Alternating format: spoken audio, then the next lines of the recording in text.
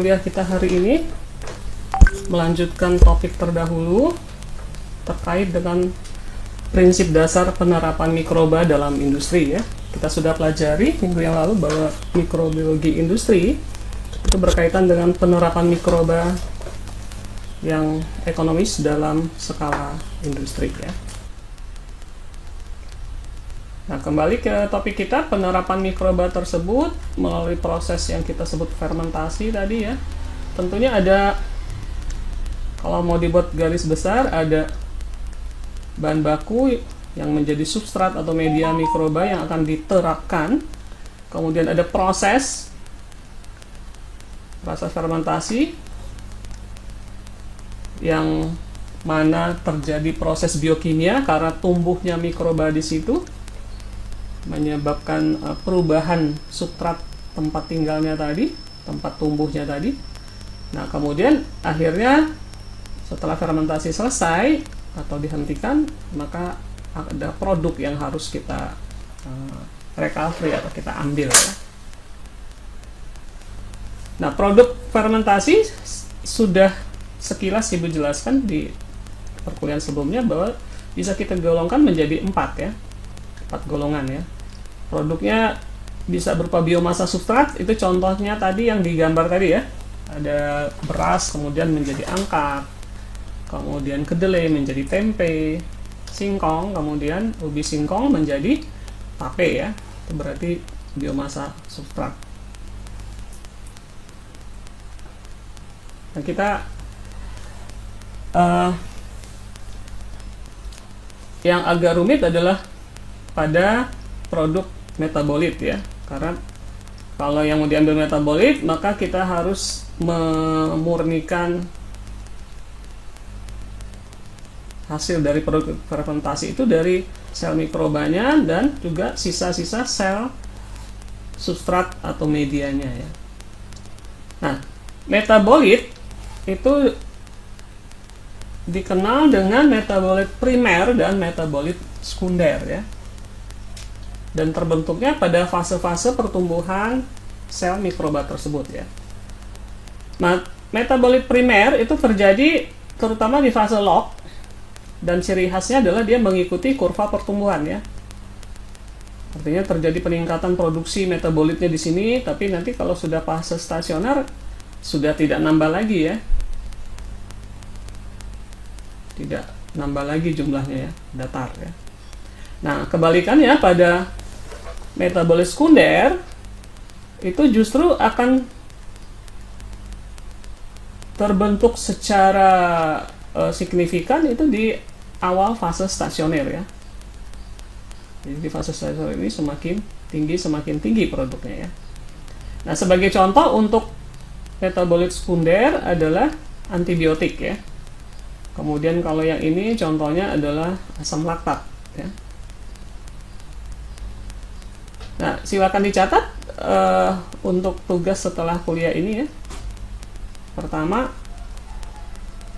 cari contoh-contoh metabolit primer dan metabolit sekunder ya, selain yang Ibu contohkan tadi ya. Kemudian sebutkan mikroba apa saja yang memproduksi itu ya. Sudah bisa dipahami tugasnya? Halo? Oke.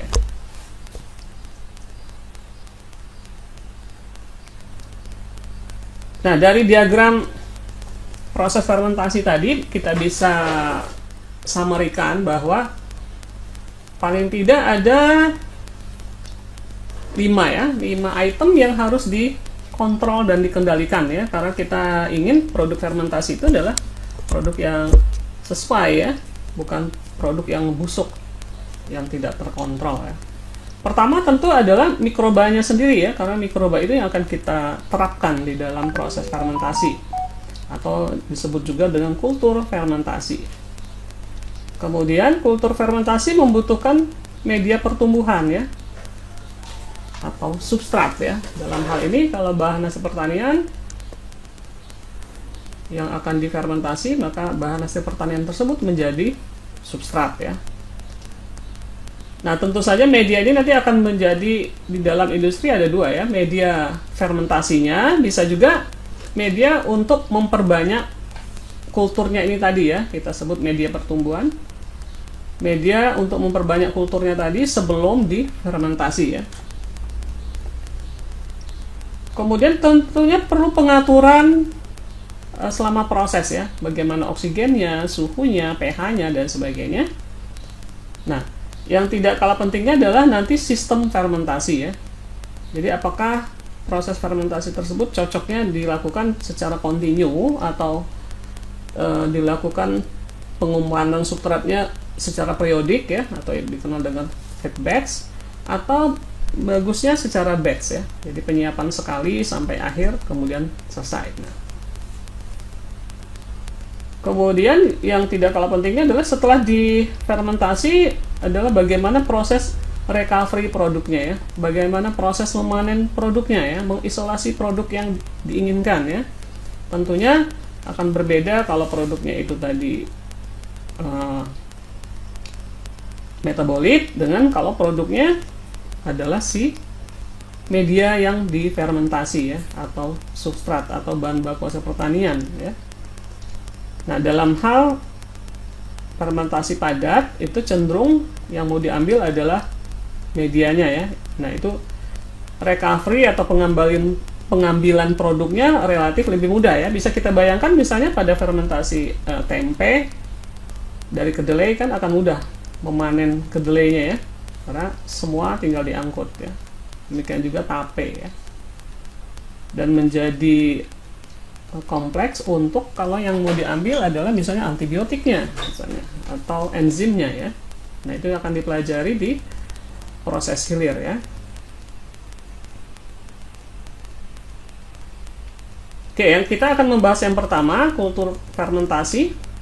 Nah, ini berkembang di zaman Louis Pasteur ya, karena pada saat itulah terjadi penemuan bahwa ternyata proses fermentasi itu yang berperan adalah mikroorganisme ya, sehingga perlu pengontrolan mikrobanya itu yang akan digunakan. Nah, setelah itu mulai berkembang penyiapan kultur untuk industri susu ya.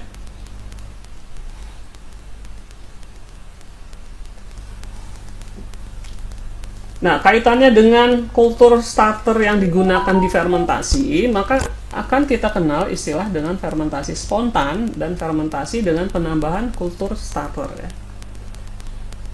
Contoh pada tempe, apakah ada penambahan kultur starter pada pengolahan tempe?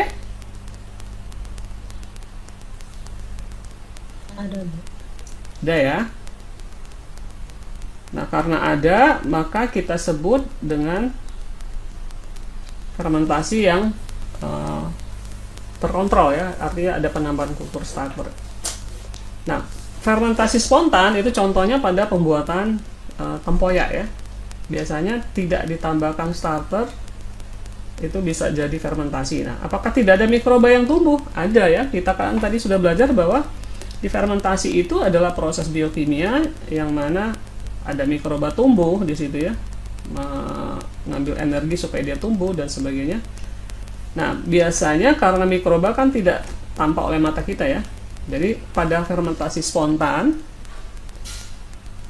prosesnya itu mengkondisikan mikroba tertentu tumbuh ya. Jadi misalnya pada fermentasi tempoyak tadi duriannya ditambahkan garam. Nah, kondisi yang asin itu mengkondisikan untuk bakteri asam laktat bisa tumbuh ya. Jadi yang terperangkap di dalam media, di dalam wadah fermentasinya.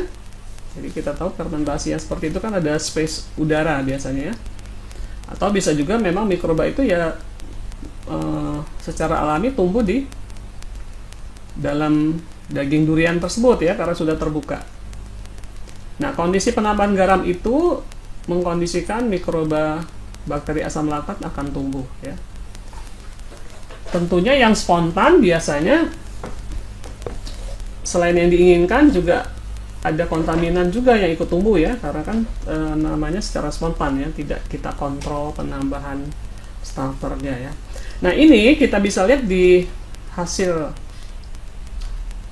pengamatan antara tradisional dan fermentasi yang lebih modern ya, yang sudah ada modifikasinya ya.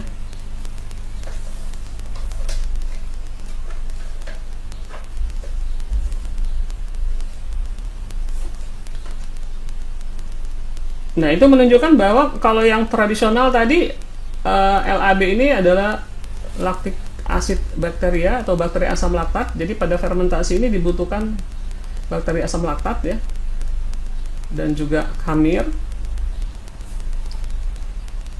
Pada proses tradisional ternyata jumlahnya sedikit ya. Kenapa? Karena yaitu tadi ya, dilakukan secara spontan, juga secara spontan. Nah, tetapi yang sudah ditambahkan kultur murni ya, ditambahkan sangat jelas itu, maka jumlah bakteri asam laktatnya dan khamirnya juga lebih tinggi ya. Nah, karena jumlahnya sudah memadai ya, lebih besar, jadi lebih dominan, jadi proses fermentasinya menjadi lebih lancar ya, menjadi produk. Sehingga apa yang terjadi dengan kondisi pH 4,5 yang diinginkan ya, misalnya produk akhirnya 4,5, maka yang tradisional ini membutuhkan waktu sangat lama ya. Tapi kalau yang sudah dimodifikasi, ada penambahan secara terkontrol, waktu fermentasi menjadi lebih singkat ya. Jadi itu keuntungan dari fermentasi yang menggunakan kultur starter yang dikontrol ya, dibandingkan yang tidak dikontrol atau spontan ya.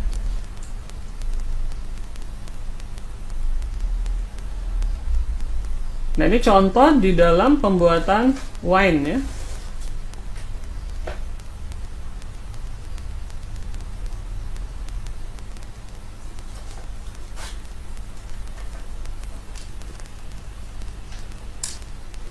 Contoh yang ini, yang merah ini ada fermentasi secara spontan. Jadi ini artinya tumbuh sendiri ya, Saccharomyces dan wild yeast ya. Jadi kalau ini yeastnya jenis Saccharomyces, yang ini jenis yang liar ya, tapi belum diidentifikasi apa. Yang penting dia teridentifikasi juga khamir, hanya saja liar ya. Namanya secara spontan ya, mana yang terperangkap itulah yang masuk ya. Nah, di abad ke-19 sudah mulai dikontrol. Jadi Saccharomyces-nya sudah memang sengaja ditambahkan yang murni ya.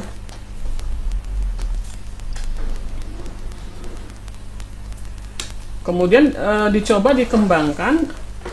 Jadi kadang-kadang kalaupun menggunakan yang murni dibandingkan yang asli tadi yang banyak tumbuh mikroba kontaminan ya, tapi ternyata dihasilkan aroma wine yang kadang-kadang spesifik ya, unik ya, sehingga orang kembali mencoba melakukan apa yang namanya hybrid ini ya. Jadi gabungan dari yang murni, kemudian yang wildnya juga diambil ya, kemudian ikut ditambahkan lagi supaya hasilnya menjadi lebih baik ya. Karena kalau wine ini kan lebih utama adalah sisi cita rasa dan aroma. Sehingga di era sekarang proses fermentasinya ini yang lebih disukai ya. Campuran Saccharomyces yang ragi yang terkontrol itu tadi ditambahkan ragi yang dari luar ya, tapi tetap saja prosesnya secara terkontrol. Nah, itu perkembangan kultur starter di dalam industri wine ya, seperti itu.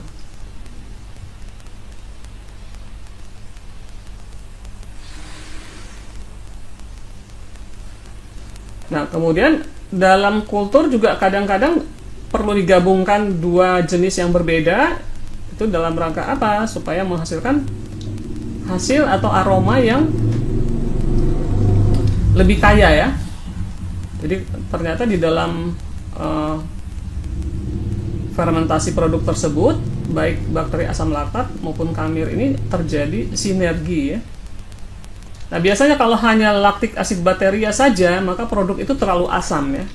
Dengan hadirnya khamir bisa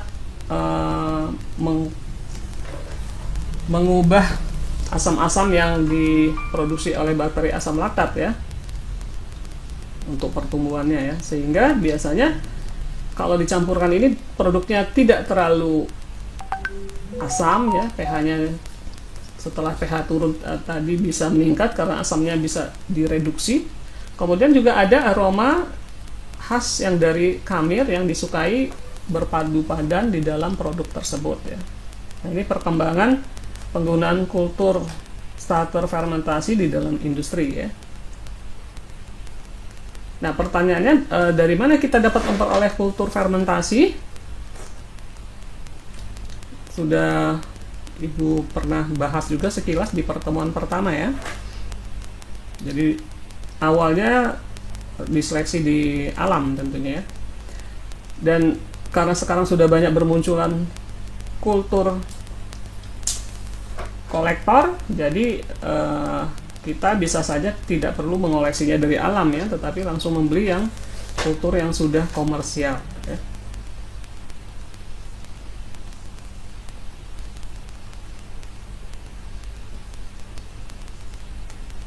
Oke, ini contoh-contoh kultur starter kulturnya ya.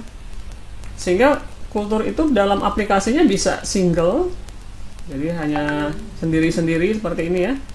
Bisa juga di-combine atau digabungkan ya. Nah, tentunya karena penggabungan sifat mikroba itu juga berbeda-beda, bisa menghasilkan aroma yang khas ya, karena gabungan dari dua. Nah, tetapi tentunya perlu riset-riset sebelumnya ya, bagaimana kombinasi itu yang bagus untuk suatu fermentasi ya. Nah, kalau tidak ada penambahan sama sekali, itu yang kita sebut dengan fermentasi spontan ya. Nah, sudah banyak sekali kultur yang diproduksi secara komersial. Contohnya ini ya, untuk membuat kombucha sudah ada starternya. Untuk membuat tempe ini udah banyak sekali ya, hanya saja kemasannya berbeda. Ada yang kemasan tradisional, ada yang sudah modern ya, tergantung pabrik yang membuatnya. Juga starter untuk membuat keju juga sudah tersedia.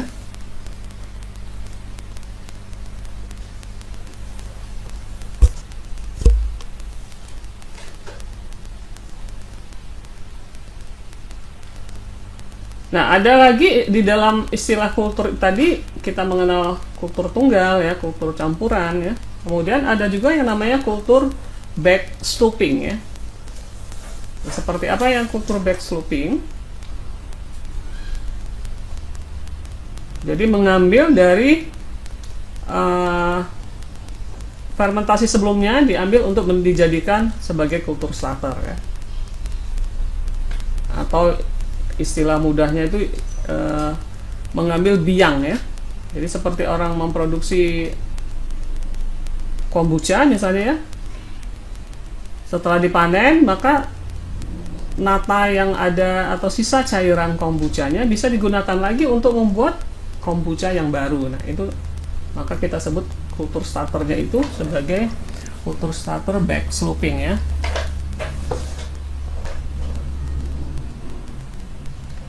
Oke, tugas kedua adalah apa yang dimaksud dengan kultur stok, kultur kerja, dan kultur antara ya. Silakan dicatat. Kemudian bagaimana menyiapkan dan memperbanyak kultur. Nah, ini sebenarnya berkaitan dengan ini tadi ya, kultur kerja, kultur antara ya. Silakan kalian lihat di beberapa jurnal ya. Di situ dicari yang lengkap bagaimana menyiapkan kultur ya.